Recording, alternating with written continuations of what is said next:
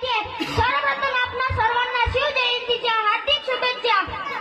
मित्रांनो, 19 फेब्रुवारी हाच तो सणाचा दिवस ज्या दिवशी जिजामातेच्या पोटी शिवनेरी किल्ल्यावर शिवरायांचा जन्म झाला व वयाच्या अवघ्या 15 वर्षी शिवरायांनी रायरेश्वरच्या मंदिरात जाऊन जीव देणाऱ्या मावळ्यांसोबत गुलामगिरी केली.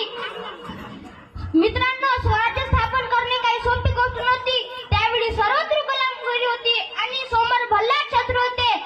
निजामशाह, आदिलशाह, मुघल बादशाह अशा अनेक शस्त्रांशी त्यांनी लढाई दिली.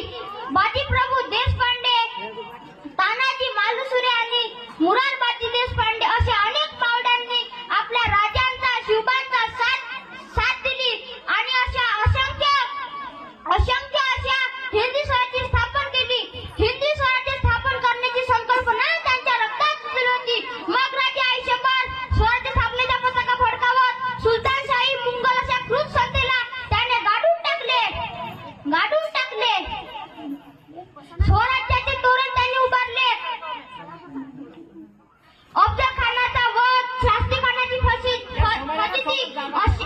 अशा अंगणातून एकने नाही अशा अनेक प्रसंगी ज्यातून शिवाजी महाराज त्यांनी आपल्या यशाचा पताका कायम ठेवला. मित्रांनो, शिवाजी नावात प्रचंड शक्ती आहे. शी म्हणजे शिव,